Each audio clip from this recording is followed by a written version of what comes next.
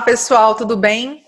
Eu sou a Natália Mamed, estamos aqui para mais um episódio do Comex Blog, que trata sobre negociações internacionais. E eu estou aqui hoje com a presença do Rafael Dutra, de Freitas, que atua como trader na China. Ele faz hoje mestrado em gestão global, né? E nós vamos conversar um pouquinho com o Rafael hoje sobre a questão do Covid, né, o coronavírus, e os impactos que esse vírus está causando, né? No caso, já causou na China, que foi um local por onde esse vírus passou, e a gente vai tentar aprender um pouquinho com a experiência do Rafael. Muito obrigada, Rafael, pela sua disponibilidade em gravar esse vídeo com a gente, em passar a sua percepção, a sua experiência. Muito obrigada, viu, pelo seu tempo. Eu que agradeço, Natália. Eu acho que é muito importante poder compartilhar um pouco da experiência que a gente viveu aqui durante todo esse tempo, né? E para justamente passar um pouco de informação em um momento de tanta desinformação que a gente está tendo aí, né?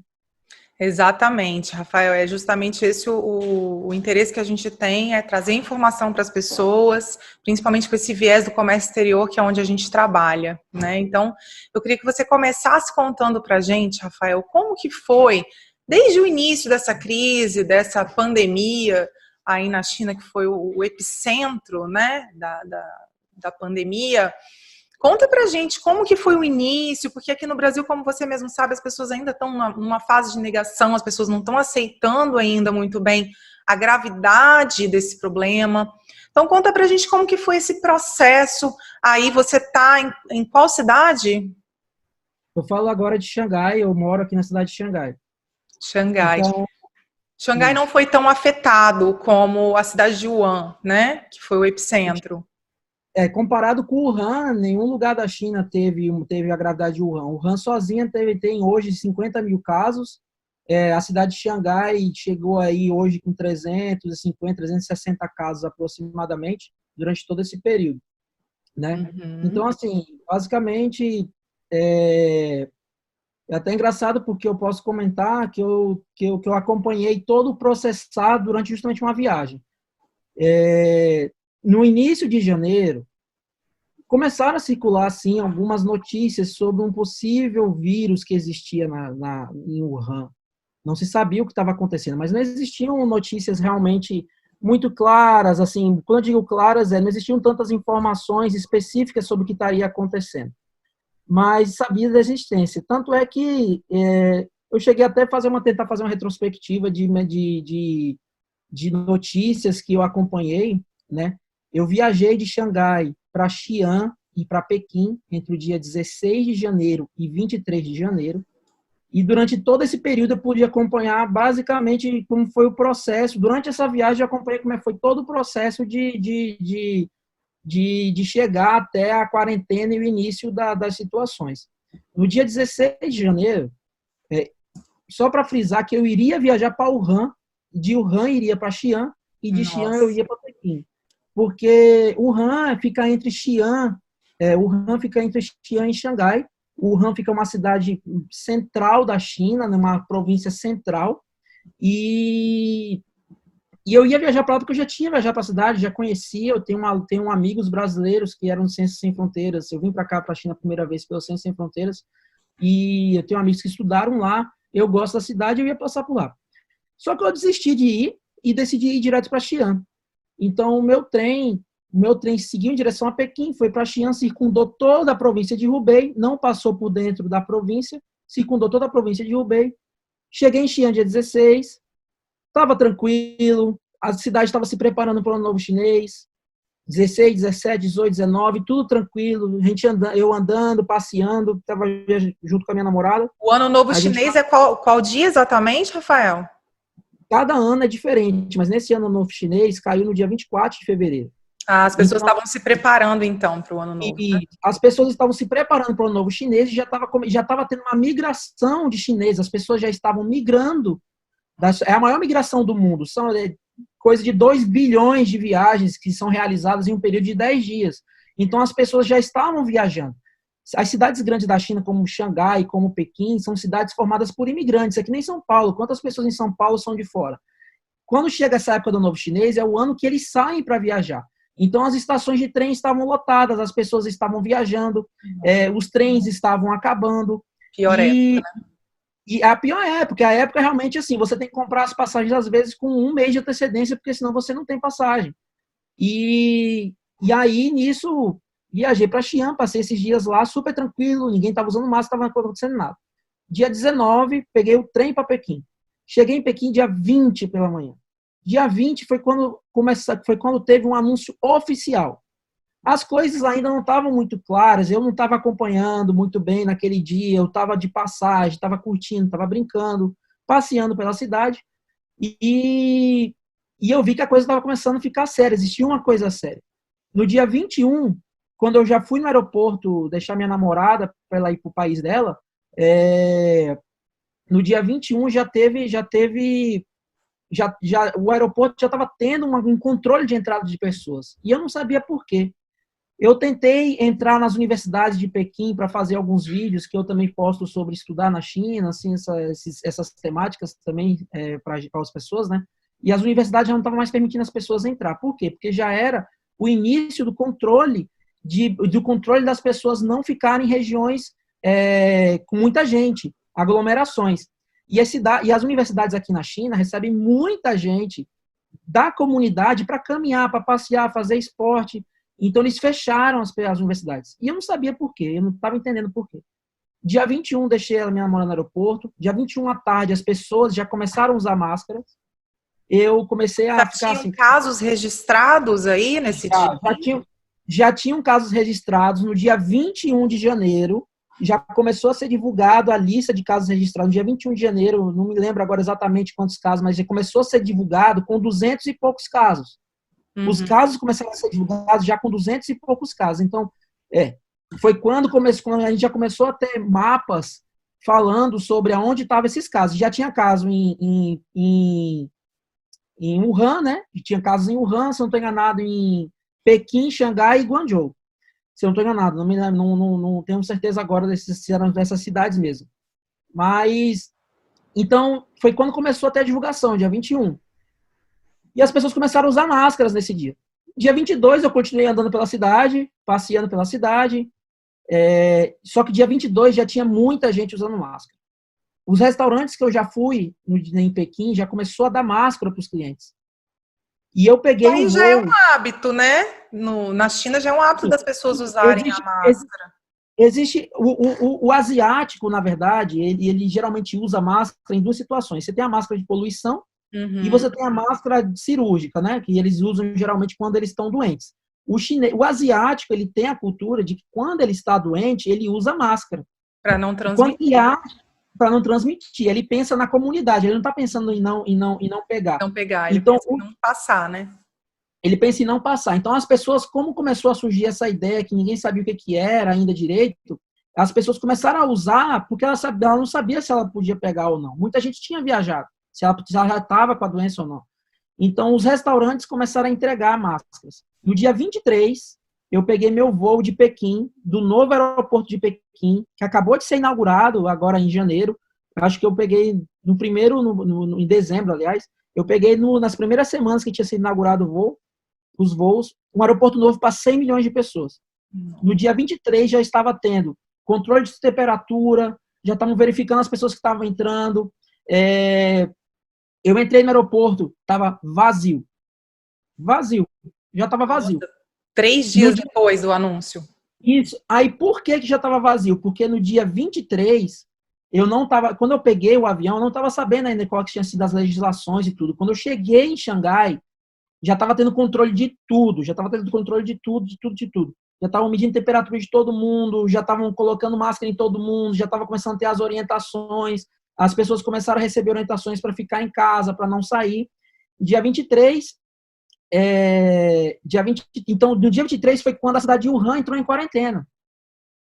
Isso dia 23 de janeiro. Foi quando a cidade de Wuhan entrou em quarentena. E nessas medidas, não foi só a quarentena de Wuhan. Eles proibiram as viagens entre cidades de carro.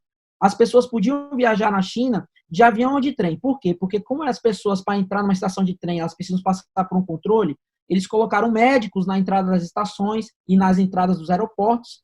As pessoas verificavam a temperatura. Quando você chegava no destino final, eles também verificavam a sua temperatura quando você saía. Então, foi um processo muito rápido. Coisa assim de... Não sei nem definir, não sei nem dizer quão rápido foi isso, mas foi muito rápido. Toda hora saía assim, toda hora mudava uma situação de tal forma que você não conseguia acompanhar a velocidade dessas medidas, né? Em coisa de uma semana, a gente já tinha à disposição informações diretas no WeChat. Eu tenho como acessar agora mesmo, se eu quisesse mostrar como é que isso é feito, mas eu tenho aqui à disposição no WeChat uma aba, não sei se dá para ver, se conseguem ver.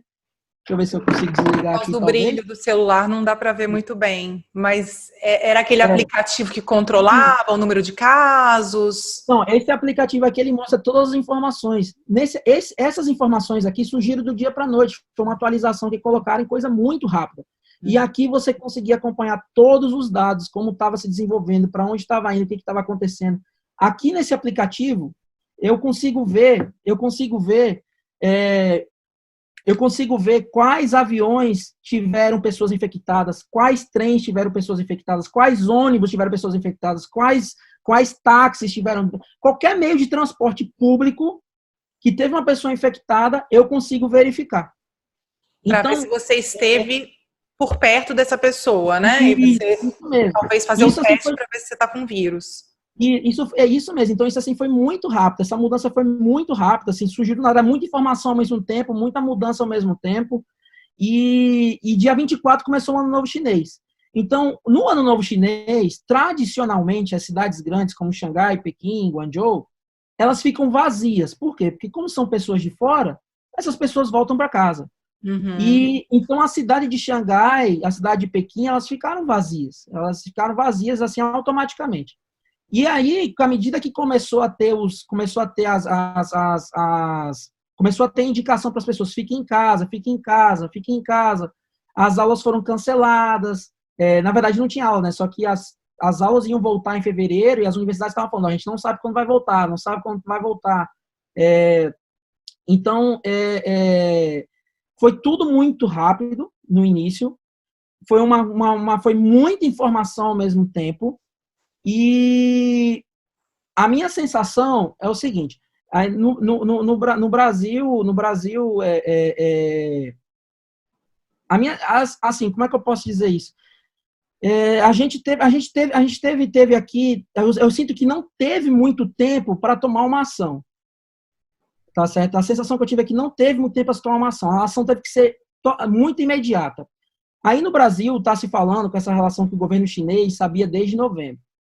Só que as informações que eu tenho aqui, das coisas que eu já li, é que chegaram até o paciente zero em novembro através de uma regressão. Eles começaram a olhar para casos passados e foram chegando até chegar a um paciente. Isso não foi determinado dia 17 de novembro, começou a saber algo.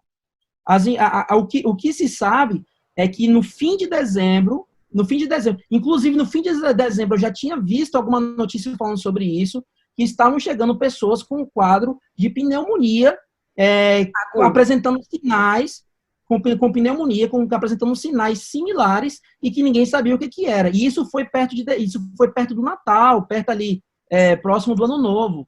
Então, naquela época, eu já tinha lido informação sobre isso. Eu não tenho uma fonte aqui agora para mostrar para vocês, mas talvez ainda não sabiam a proporção. Não se sabia ainda, porque... Né?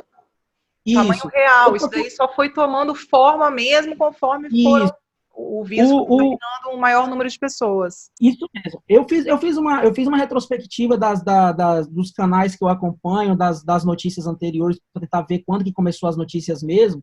Eu não encontrei todos os canais que eu li, né? Eu sou uma pessoa que eu leio muito todo dia, leio muita informação. E eu encontrei informações lá pelo dia 15 de janeiro, que acho que foi a última informação que eu encontrei aqui fácil hoje, que já falava que já falava de uma retrospectiva. Mostrava uma retrospectiva de o que estava acontecendo em Wuhan. A retrospectiva falava 44 casos em 31 de dezembro com pneumonia viral, sendo 27 pessoas de um mesmo local. Que local é esse? Um mercado, um wet market em Wuhan. Então, foi dali que surgiu a teoria de que não é nem um paciente zero, surgiu a teoria ali de que as pessoas infectadas, que o início da infecção começou no mercado, desse wet market de Wuhan. Foi ali que surgiu essa teoria, porque 27 pessoas que estavam em estado crítico eram do mesmo local, entendeu? Então, isso deu uma deixa muito forte. Então, muitas pessoas ali naquele início ali, ou eram pessoas do mercado ou das regiões do mercado. Até o dia 9 de janeiro, não se sabia que vírus era esse. No dia 9 de janeiro foi quando descobriram que era um coronavírus. O médico chinês que ficou famoso, ele vinha falar, ele começou a desconfiar que era um coronavírus, né? Ele começou a desconfiar que era um coronavírus, o médico chinês, ele desconfiou sobre isso daí, ele começou a alertar, e eles começaram a desconfiar que era, e teve todo esse problema aí com relação, que já foi reconhecido pela China, da repressão que aconteceu das autoridades locais em relação a esse médico, que gerou uma comoção muito grande aqui na China. Eu nunca vi assim uma comoção tão grande em relação a um tema como eu vi aqui na China em relação a esse chinês. Até hoje eu vejo as pessoas ainda postando fotos desse chinês. Esse chinês tem sido homenageado por muitas pessoas, por muita gente da população. Ele não foi esquecido. Sim, a gente viu as notícias aqui no Brasil, né? E era um médico relativamente jovem, acho que ele tinha 37 anos, Sim. né? Eu não lembro a idade dele agora, mas ele era um médico jovem, só que ele foi uma pessoa, e aí entra a importância agora de uma informação. Em torno de 60% dos casos iniciais na China foram dentro dos hospitais. Por que existe uma preocupação muito grande das pessoas não irem para os hospitais? Porque no início, você imagina, vamos fazer uma coisa bem didática. Eu estou infectado e não sei. Vou para um hospital, fico sentado lá esperando atendimento, sentado de A, B, C, D, fulano, cicrano. Essas pessoas já estão com baixa imunidade. Sim. Eu passo essa doença para essas pessoas. Essas pessoas vão para casa, vão receber atendimento. Eu passo a doença para o funcionário do hospital. E aí começa um ciclo, porque o perigo desse vírus não é quando você começa a apresentar os sintomas. Quando você começa a apresentar os sintomas, você para de andar, você mesmo entra em reclusão, você começa a usar máscara. Mas o problema desse vírus é que ele tem um tempo de incubação, primeiro que é incerto, e que é um tempo de incubação que aqui na China, de início, eles não sabiam qual era o tempo de incubação ao certo. Então, começou dizendo que era 7 dias, aumentou para 8, aumentou para 10, aumentou para 14. Por 3 semanas, manteram por 14 dias o tempo de quarentena. Na verdade, até hoje, a quarentena está sendo de 14 dias. Até que algumas semanas atrás, foi divulgado um estudo falando que existem casos de pessoas que podem incubar esse vírus por até 24 dias. Nossa, é bastante. Então, assim, logicamente que é uma grande minoria. Aí no Brasil agora, por exemplo, o Brasil não está tendo muitos casos ainda para conseguir... E primeiro que o Brasil não está traçando as pessoas. Não está traçando como é que foi esse passo a passo. Aqui na China, para você ter noção, a pessoa tinha que preencher um formulário dizendo por onde que ela teve, por todo lugar que ela teve, o que foi que ela fez, todas as pessoas que ela teve contato. Então, todas as pessoas eram traçadas e são traçadas ainda. Todas as pessoas que você teve contato são traçadas ainda, ou pelo menos a maioria, ou as que você lembrar. Então, simplesmente, muita gente foi infectada dentro do hospital. Você imagina um médico, você imagina um enfermeiro, um agente de saúde, ficando aí infectado.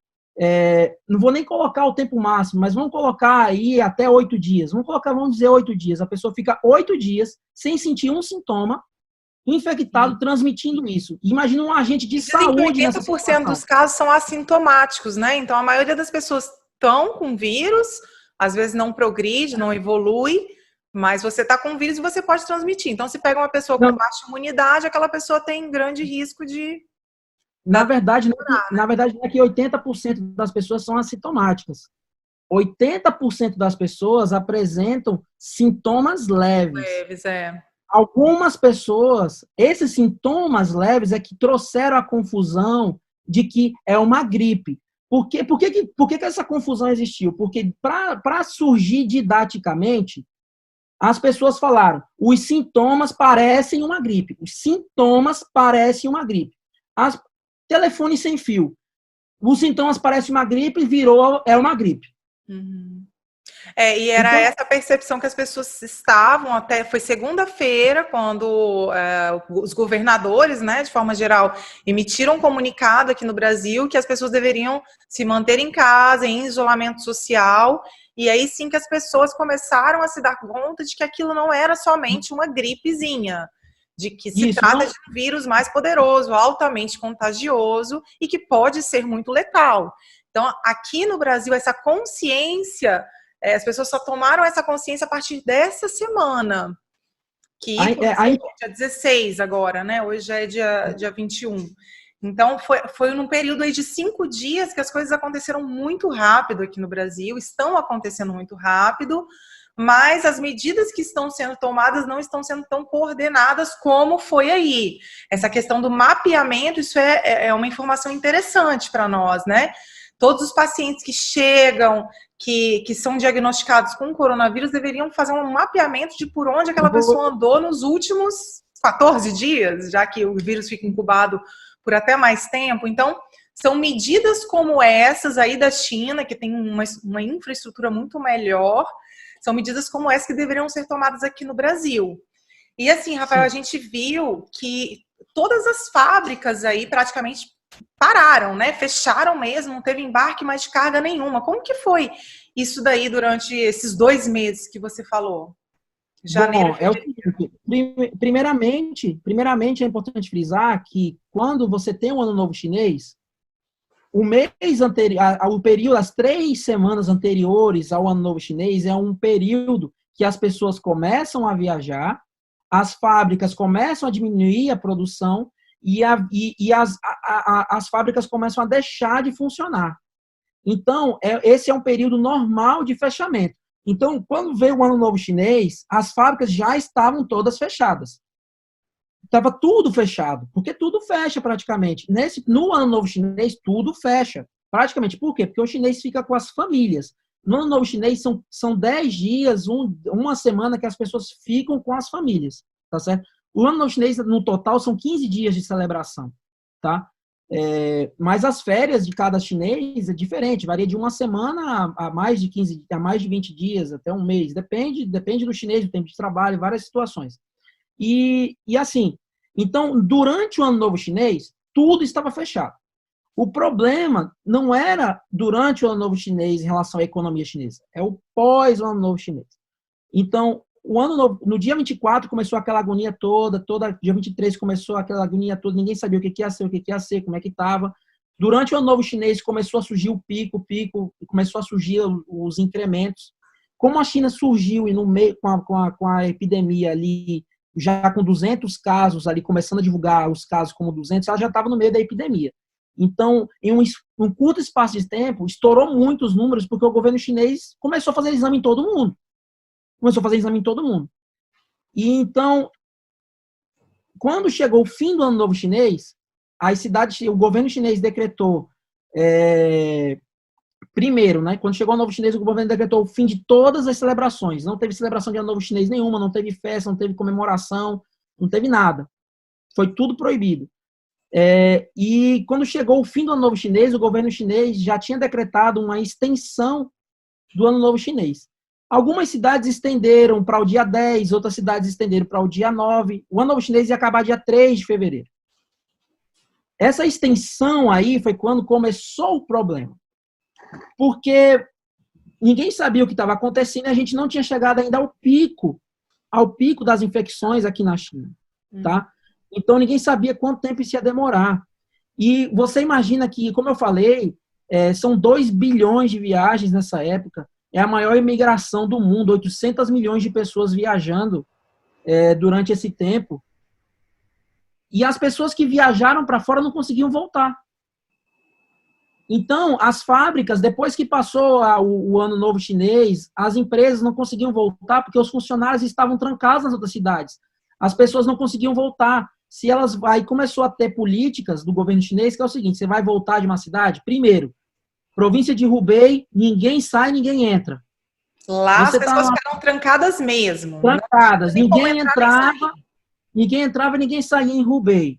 O que tinha de entrada e saída em Hubei é o seguinte, suprimentos, alimentos, chegavam voos no aeroporto de Wuhan, mas os voos, por exemplo, para buscar as pessoas que eram acordos internacionais, bilaterais, ou voos com mantimentos, trens que entravam na região de Hubei trazendo mantimentos, desse jeito. Agora, as pessoas comuns, carros... O fornecimento de alimentos não foi paralisado em nenhum momento aí na China.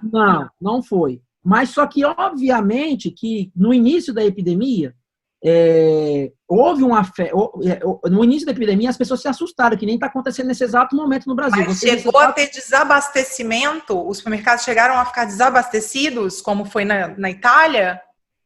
Olha, o que acontece é o seguinte, de manhã você ia, tinha comida, de tarde já tinha algumas coisas que faltavam.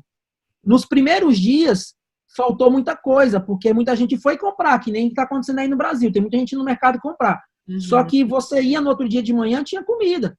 Eu não sei dizer como é que estava a situação dentro de Wuhan. Não sei dizer como é que estava a situação dentro de Wuhan, especificamente. Mas aqui em Xangai, o que você sentia falta aqui no mercado, em qualquer hora que você fosse, de verdade, era miojo.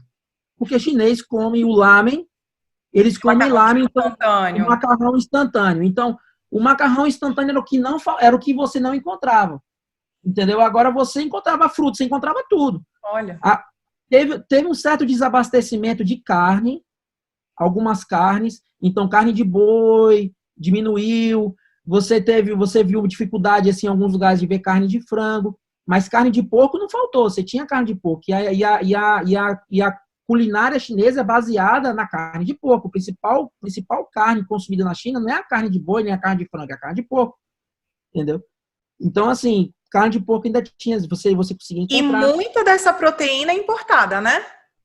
Sim, mas a carne de porco, a China é o maior produtor de suínos do mundo. Uhum. Só que ela sozinha não consegue comportar o mercado todo. Isso, até porque o porco, você junta, sei lá, 100 porcos em um espaço pequeno, em 3 meses já está podendo abater. É diferente de um boi, né? Uhum. Mas carne de boi aqui é uma carne cara.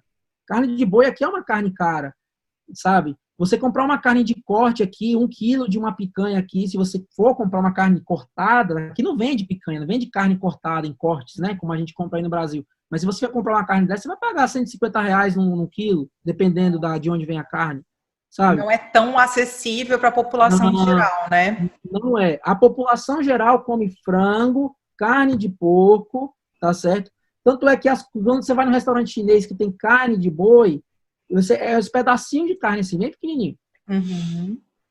Sabe? E como que ficou a questão, Rafael, já trazendo para o nosso lado do comércio exterior, né? Como que ficou a questão, já que as fábricas estavam fechadas, no caso de produção aí de eletrônicos, que a China é muito forte, mas vamos focar no setor de alimentos, que é um setor básico. Isso daí, o transporte de cargas, o porto deu uma diminuída. Mas o transporte de mercadoria, no caso para o setor alimentício e bebidas, ele continuou fluindo normal? Como que foi isso daí? Olha, eu não senti, como eu falei, desabastecimentos, logicamente que tiveram problemas nessa logística, porque, como eu falei, as viagens entre cidades estavam proibidas. Uhum. Então, você tinha que ter autorizações especiais, você tinha situações especiais. E as pessoas trabalhando de casa. Home office também, né? Muita gente trabalhando de home office. As fábricas começaram a trabalhar, os departamentos de vendas com as pessoas trabalhando em home office.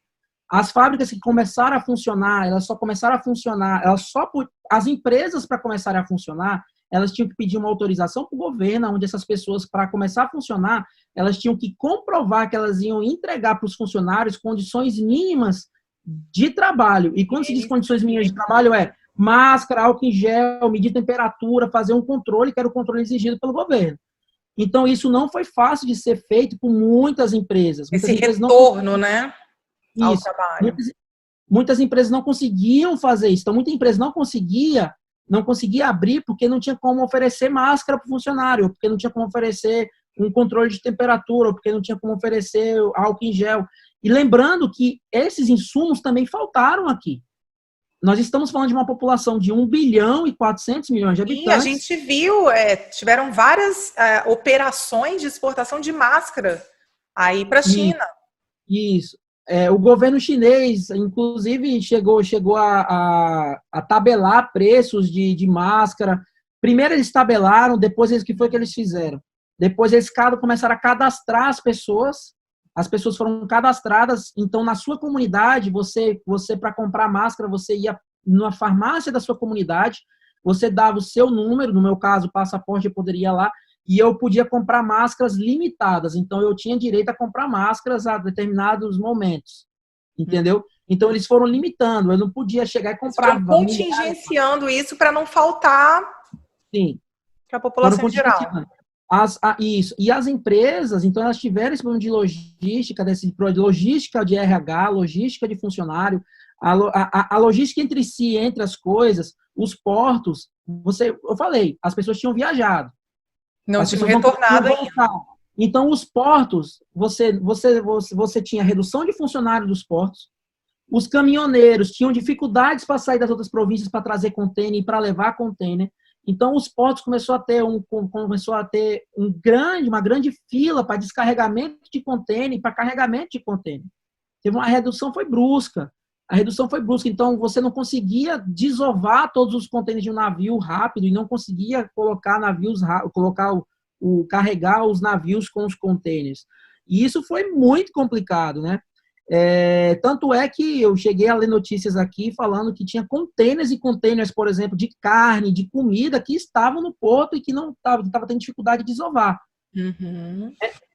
Então, assim, foi muito complicada essa logística, foi bem, isso afetou bastante, né? E hoje, agora, esses dias, pela primeira vez, agora já está tendo os maiores navios do mundo.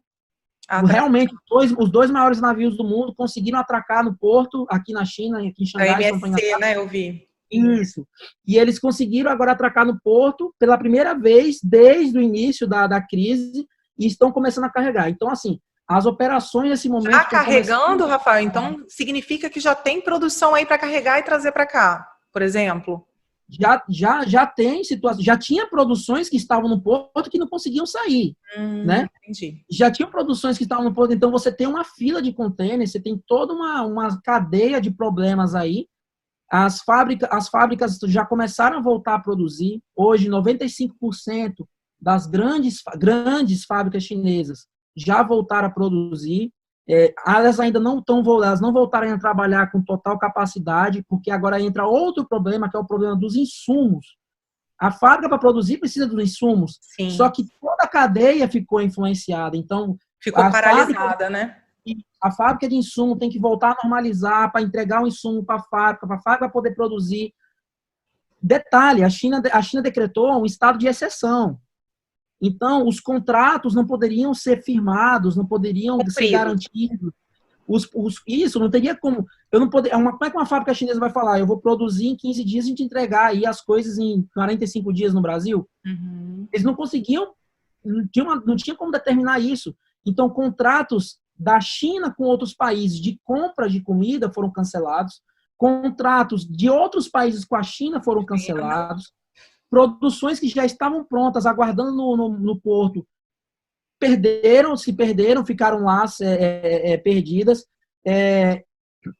Isso deu um respaldo para as empresas chinesas poderem ter uma quebra de contrato, né? Não serem multadas mesmo, porque estavam atravessando um momento de crise e não poderiam nunca cumprir com o que foi acordado há meses atrás, né? Isso, foi um estado de exceção, né? Então, estado de exceção. Então, assim, é uma situação foi muito complicado. Estima-se hoje que 5 milhões de chineses perderam os empregos. Essa perca não foi maior porque você teve a paralisação do Ano Novo Chinês, então eu tenho certeza que se isso tivesse acontecido em outro momento, seria pior, né? talvez tivesse... na verdade, eu fico na dúvida se teria sido pior ou melhor, porque... Teve uma aglomeração de pessoas que foi um momento propício para o vírus se espalhar, né? Porque foi duas situações. O vírus começou a circular em novembro e as pessoas começaram a viajar em dezembro, em janeiro. Só que as pessoas não sabiam que esse vírus estava circulando, não tinha essa ideia. E antes da cidade de Wuhan ser fechada, a cidade de Wuhan foi fechada dia 20 de janeiro. 5 milhões de pessoas saíram de Wuhan. Wuhan é uma cidade de 11 milhões de habitantes. Não. 5 milhões de pessoas saíram de Wuhan para toda a China, para todo mundo. Entendeu? Então, assim, talvez foi nesse momento que começou mesmo a espalhar o vírus, né? Isso, não, com certeza. Com certeza. Então, se não tivesse o Ano Novo Chinês, não teria tido essa migração toda. E talvez tivesse ficado muito mais localizado em Wuhan e Hubei. E, Rafael, assim, o governo, eu sei que é cedo, talvez, já para fazer esses cálculos, já passar dados oficiais, mas o que você tem ouvido aí com relação, assim, quais os impactos que, de fato, essa crise, né, essa pandemia vai causar para a China, em termos de PIB, em termos de exportação e importação? Já tem dados preliminares? Olha, eu não cheguei a ver ainda, assim, dados mesmo, só vi comentários, eu não tenho ainda assim, eu só vi alguns gráficos. Concreto, né? Ainda são ainda é difícil falar, porque os meses que são anteriores ao Ano Novo Chinês e ao tempo de Ano Novo Chinês, geralmente são tempos de que a economia baixa normalmente aqui na China. Então, geralmente, a economia chinesa só volta a ser considerada realmente para uma análise depois do Ano Novo Chinês. Então, agora que esse mês de março é que a gente vai começar a ter uma ideia da situação de verdade, mas o que já se sabe é milhares de empresas chinesas faliram, porque aqui na China, muitas empresas são familiares, o chinês é muito empreendedor, a China é um país de 5 mil anos, a gente fala da Rota da Seda, para onde os portugueses e os espanhóis iam? Para onde os portugueses e espanhóis vinham comprar especiarias? A China sempre foi um país comercial, então eles têm a característica do comércio e do empreendedorismo na veia, sabe? Então, muitos pequenos negócios faliram, muitas empresas faliram, teve fábricas que faliram, e nesse meio tempo, assim, tá difícil, mas só que tem previsões, já li aí algumas previsões, inclusive do JP Morgan, que muito provavelmente a China, nesse ano, vai ser a primeira vez que ela vai entrar em recessão das últimas décadas aí. Não se sabe dizer ainda se isso vai acontecer mesmo ou não, ou a que nível isso vai acontecer, mas estão começando a ter análises dizendo que o PIB chinês não vai crescer, vai abaixar. A China vinha crescendo a 6%. Então, existe aí uma análise de que vai abaixar. E é difícil você prever o que vai acontecer, porque se o problema tivesse ficado localizado na China, a China agora está se recuperando, então ela ia ter o resto do ano para se recuperar. Só que agora entrou outro problema. A cadeia logística da China vai voltar a funcionar e a cadeia do resto do mundo vai começar a sofrer. Vamos botar aqui um exemplo. A gente não sabe como está a situação. Por exemplo, né? Está parando agora. O Brasil está parando tudo aí. O Porto de Santos, vai que o Porto de Santos pare ou não consiga funcionar. O Porto de Itajaí. Vamos imaginar que, vamos supor, eu não sei como é que está a situação, por exemplo, no Egito. É até bom dar uma olhada em relação a isso. Se o Egito tiver um problema, canal de Suez, quando a conexão com a Europa ali, acabou. Se o Panamá der um problema, a conexão com... Se o vírus chegar nesses dois países, interrompeu o fluxo de contêineres do mundo inteiro. Então, não adianta. Vai ter uma redução drástica, isso com certeza, né? Como foi aí. Não parou totalmente, mas vai ter uma redução muito drástica. Então, isso, só que... Desculpa, isso pode mesmo. terminar, Rafael. Não, desculpa, pode falar. Imagina. Eu falo demais. Sem problemas. Rafael, eu gostaria de te agradecer a sua participação, as suas informações que você trouxe aqui pra gente. É sempre muito válido. Só para finalizar, eu queria te fazer uma perguntinha. Para nós aqui do Brasil, que essa onda está começando agora, você teria alguma sugestão, assim, com base no que você viveu, no que você viu aí na China, Tem algo que você fale assim, olha, pessoal, façam isso, sigam as instruções, que dessa forma a gente consegue minimizar os impactos aqui, para a gente não virar o que a Itália está passando, o que a China passou. Existe... Dê uma sugestão para a gente, com base na sua experiência aí, para a gente tentar fazer diferente, Rafael. Eu vou dizer o seguinte, vou falar da seguinte forma. A gente tem que ser sábio. A pessoa sábia aprende com o erro dos outros. A pessoa inteligente é aquela que aprende com os próprios erros. Todo mundo é inteligente. E se tiver alguém que não aprende com os próprios erros, essa pessoa não tem consciência. Então, nós temos que ser sábios. Porque a sabedoria também traz consciência para a gente. E a gente tem, vocês aí no Brasil, vocês têm que entender que é preciso ter, sim, restrição social. Que vocês não podem estar na rua. Isso é muito sério. Agora até mudei meu semblante, porque isso é realmente uma mensagem que todos nós aqui na China, tem uma prima na Itália minha também, que mora em Milão, que também está passando essas informações nesse sentido. Isso é sério. Isso é o que vocês podem fazer. E quanto antes vocês fizerem isso, menos vocês vão sofrer. Se vocês demorarem e continuarem teimando em não fazer isso, o Brasil corre o risco de ser a nação mais afetada do mundo. E a gente não está falando talvez de 3 mil pessoas, não. A gente não sabe a que nível isso pode chegar. Então, se tem uma coisa que eu posso falar não saia de casa. Fique em casa, evite o máximo. Não visite mãe, não visite pai, não visite amigos, não faça churrasco, não comemore aniversário, não faça casamento. Aqui na China, os mortos sempre são cremados. Na Itália, as pessoas que estão morrendo estão sendo cremadas e ninguém está tendo velório.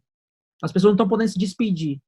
Tá? Então, é o seguinte, é muito sério, a gente tem que levar isso de uma forma coletiva, não individualista, quando a gente não quer ficar em restrição social, isso é uma escolha individual. Se todo mundo estiver em casa e tiver uma pessoa fora na rua, esse risco é dessa pessoa. Agora, quando essa pessoa está andando e tem uma outra pessoa do lado, então existe uma chance de contágio. São duas responsabilidades. Então, é pensar no próximo para pensar em si. Pensar no coletivo. E foi assim que a China venceu. A China venceu porque o chinês tem uma ideia coletiva. É isso aí, Rafael. Acho que são muitos ensinamentos com quem já passou por isso. Aí as coisas estão se acalmando, então a gente espera, assim, a gente está começando o isolamento agora, a gente está nessa fase de conscientização ainda, então é muito válido mesmo essas informações que você está trazendo aqui para a gente com viés, para o comércio exterior, para quem trabalha nessa área. Vai ter uma redução muito grande, vai impactar muitas empresas, muitos negócios, quem depende disso vai sentir a redução, alguns setores menos do que outros, né? Como a gente estava falando aqui, o setor de alimentos e bebidas pode ser que tenha uma redução menor, mas vai ter impactos. Então, eu te agradeço por compartilhar com a gente todas essas informações, toda essa sua experiência. Espero de coração que as coisas melhorem aí para vocês, tá ok? E muito obrigada, Rafael. Eu que agradeço, Natália. Eu digo para você, para a gente aqui as coisas já estão melhores, já passou o pior. Eu agora que digo para vocês que muito... Desculpa. Cautela, né? Muito cuidado. Teremos. Sim, vocês tá na hora do brasileiro baixar a bola e olhar para o coletivo. Isso aí. Rafael, muito obrigada. Melhoras e força aí para todo o povo chinês também. Nada. Tá bom. Muito obrigado, Natália. Tchau, obrigada. Tchau.